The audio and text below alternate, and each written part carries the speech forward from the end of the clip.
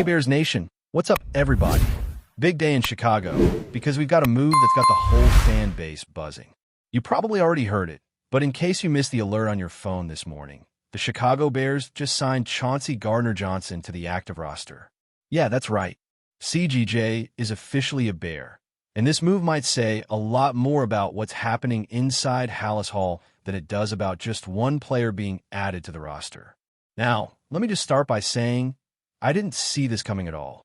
I woke up, started my morning routine, coffee in hand, ready to get the day going, and then this news drops out of nowhere. And honestly, it's one of those signings that makes you stop for a second and go, wait, what?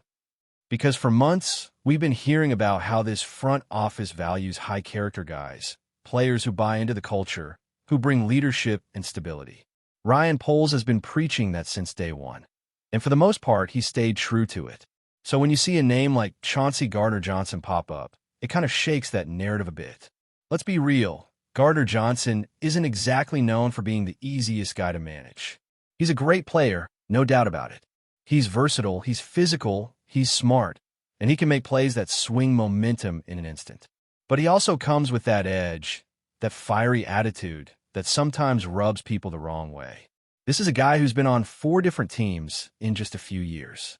He was drafted by New Orleans, traded to Philadelphia, moved on to Detroit, ended up in Houston for a minute, and now here he is in Chicago. That's a lot of moving around for someone who's still only 27 years old. And it's not because he can't play. Anyone who's watched him knows the dude can ball. But it's everything that comes with him. He's loud, he's emotional, and sometimes that energy spills over in ways that coaches don't love. So the big question becomes, why now? Why take this risk mid-season? And honestly, that's what makes this move so fascinating. See, I think this signing says a lot about where the Bears are as an organization right now. It feels like a shift, maybe even a signal that the coaching staff is starting to have a little more pull than before. Because let's be honest, a year ago, I don't think this happens.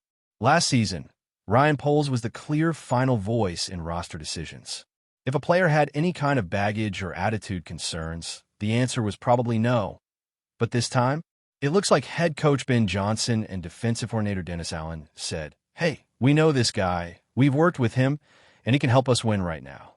And that right there tells you everything you need to know about where the Bears are mentally. They're tired of waiting. They're tired of moral victories and close games. They won't win football games now. They've got one of the toughest stretches of the season coming up with big matchups against elite offenses, and they need someone who can step in and immediately elevate that secondary. Kyler Gordon's been out, the nickel position has been shaky, and the defense has been stretched thin trying to adjust. So instead of trading away draft picks or gambling on a project, they bring in a proven veteran who knows the system, has the talent, and can slide right into that hybrid nickel safety role. It's actually kind of poetic when you think about it. Bears fans still remember the days when Gardner-Johnson was on the other side, taunting our receivers, getting in their faces, and causing fights on the field. Remember that infamous moment when Javon Wims lost his cool and punched him during the Saints game? Or when Anthony Miller did the same thing in the playoffs? Gardner-Johnson was the guy who got under everyone's skin back then, and now, 5 years later, he's wearing the navy and orange. That's football irony at its finest. But if you look past all the drama and focus purely on football, it actually makes a lot of sense. Gardner-Johnson fits exactly what this defense has been missing. He's quick enough to handle slot receivers, physical enough to step into the box, and instinctive enough to jump routes and force turnovers. When he's locked in, he's one of the most disruptive defensive backs in the league. And with the Bears facing receivers like Jamar Chase and T. Higgins this week, they desperately need someone who can match that level of intensity. Plus, let's not forget, Gardner-Johnson already knows Dennis Allen's system. He spent 3 seasons playing under him in New Orleans, so the learning curve shouldn't be too steep. That's huge because this isn't the kind of move where you have weeks to get someone ready. They need him now. They didn't bring him here to sit on the bench and watch. He's going to play, maybe not every snap, but he's going to be out there making an impact right away. And look, for all the talk about his past and the locker room stuff, maybe this is his chance to reset. When you've been cut, traded, and bounced around as much as he has, At some point, you have to look in the mirror and realize it's time to change something. Maybe that's where he's at right now. Maybe he's coming into Chicago hungry, humbled, and ready to prove people wrong. If that's the case, then this could end up being a huge win for both sides. But make no mistake, this is still a gamble. You're bringing in a personality, not just a player. And while that fire can be a weapon when it's controlled, it can also backfire fast if things start going sideways. The Bears' locker room has a lot of young guys, and the chemistry there is fragile. So it's going to be up to the coaches and the veteran leaders to make sure everyone stays on the same page.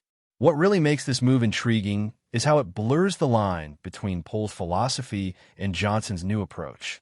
Poles has always talked about building for the long term, finding the right type of people, not just the right type of players. Johnson, on the other hand, seems a bit more pragmatic, more willing to take chances if it means getting results now. And honestly, you kind of need that balance. The Bears are no longer in full rebuild mode. They've got pieces, they've got momentum, and they need to start turning that into wins. Bringing in a veteran like Gardner Johnson shows that they're serious about that. Think about it. The Bears could have easily played it safe. They could have gone with another practice squad call-up, someone quiet, someone predictable. But instead, they went bold. They brought in a guy who's been through wars, who's played in big games, who's not afraid of the spotlight. That tells me this coaching staff believes this team can still make some noise this season. They're not giving up, they're doubling down. And honestly, I respect it, because when you're sitting in the middle of the season with your secondary banged up and your defense struggling to keep up, you can either play it safe or you can swing for the fences. The Bears swung. They saw a chance to add talent and energy, and they took it. Now it's up to Gardner Johnson to show that he's still got that fire, the kind that wins games, not the kind that gets you in trouble. So yeah, Bears fans, buckle up.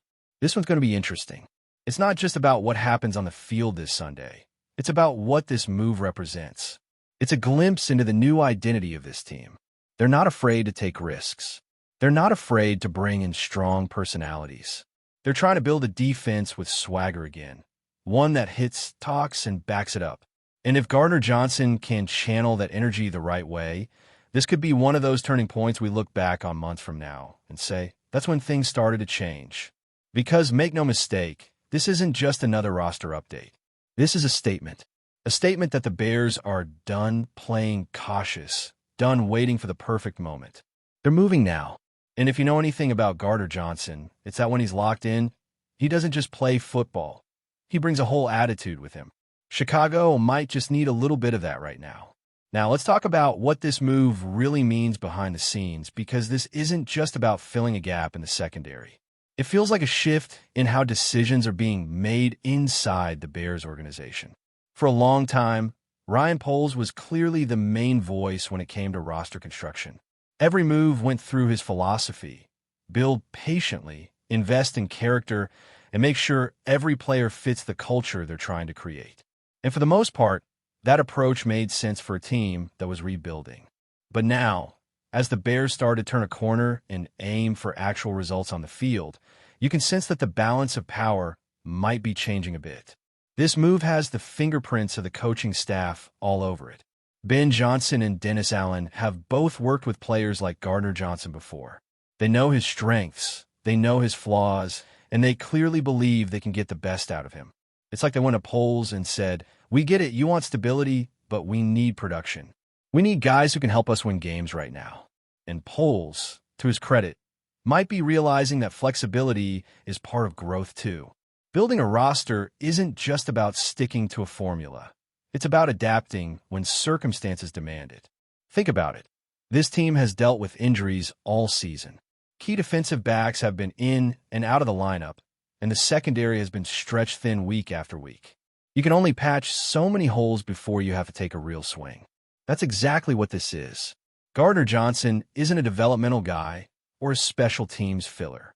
He's a starter, a proven playmaker, a guy who can walk into the locker room and instantly raise the level of intensity around him.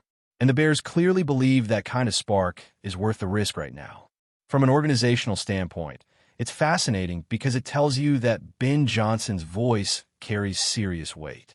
The Bears didn't just wake up and make this move without input from the coaching staff. Johnson's system demands versatility from its defenders, players who can switch roles mid-game, disguise coverages, and handle complex assignments. Gardner Johnson fits that mold perfectly. He's not a one-dimensional player. He's the kind of hybrid defender who thrives in those three safety looks, who can blitz, cover, and bring that physical edge and run support. You can tell that the staff wanted him because of the way he plays, not just because of the name value. At the same time, there's a layer of accountability here too. When a front office gives the coaching staff that kind of power, it comes with responsibility. If this works, if Gardner Johnson comes in, locks down the slot, brings energy, and helps the defense tighten up, then Johnson's influence will only grow stronger. But if it backfires, if the locker room dynamic shifts in the wrong direction, or if he becomes a distraction, then everyone will look back and question whether the Bears went against their own philosophy. It's a calculated gamble, but one that might be necessary for a team trying to take the next step. Another interesting angle here is how this could affect the future of the defense. Both of the team's current starting safeties are set to hit free agency next year. That opens the door for Gardner Johnson to potentially earn a longer stay if he performs well. He's still young enough to be part of the next phase of this defense. And if he buys in, there's a chance he could transition into a more permanent role next season.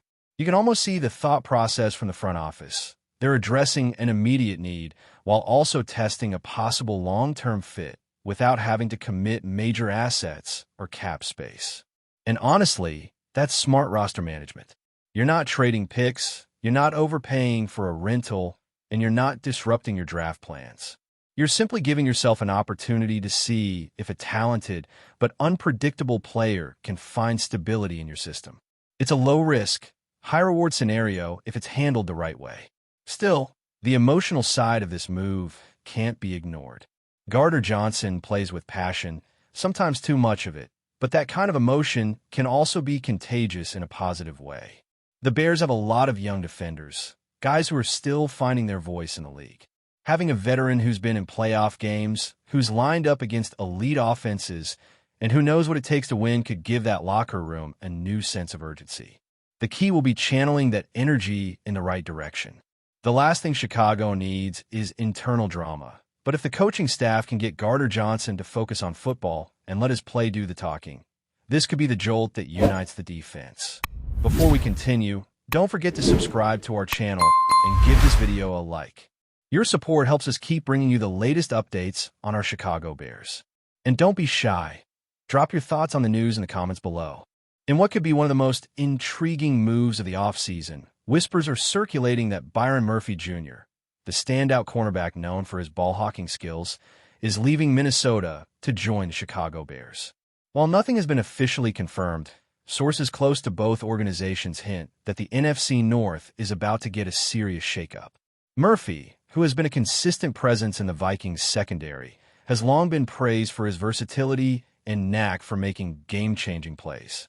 His ability to read quarterbacks and disrupt passing lanes makes him a prized asset, and the idea of him lining up against divisional rivals on the other side is already sending shockwaves through the division.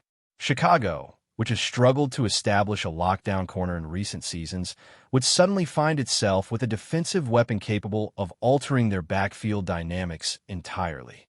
The rumor has sparked speculation about how this move could affect the balance of power in the NFC North. Minnesota's defense, which leaned heavily on Murphy's instincts, might face a void difficult to fill, while Chicago fans are reportedly buzzing with excitement at the mere prospect of his arrival. Social media chatter suggests that if the deal goes through, it could trigger a domino effect in free agency, with other teams eyeing upgrades to counter the Bears' newfound secondary strength. Analysts are already debating the potential matchups. Imagine Murphy squaring off against stars like Justin Jefferson or facing Rodgers' former protégés. Divisional games could become even more unpredictable. Meanwhile, the intrigue is also off the field. Locker room chemistry, leadership dynamics, and how Murphy's presence could influence Chicago's defensive schemes are hot topics among insiders. As the rumor mill churns, one thing is clear. The NFC North could look very different next season. Whether Byron Murphy Jr. will officially swap purple for navy and orange remains unconfirmed. But if the whispers are true, this is one of the off-season storylines that fans, analysts, and rival teams alike will be watching closely. Could this be the move that tips the division in Chicago's favor? Or is Minnesota quietly plotting a counterpunch? For now, the buzz is undeniable, and the league's northern corridor may never be the same. That's it for this update. If you enjoyed the video and want to stay updated with exclusive news about our Chicago Bears, be sure to subscribe to our channel and hit that like button. We can't wait to hear your thoughts in the comments. See you in the next video.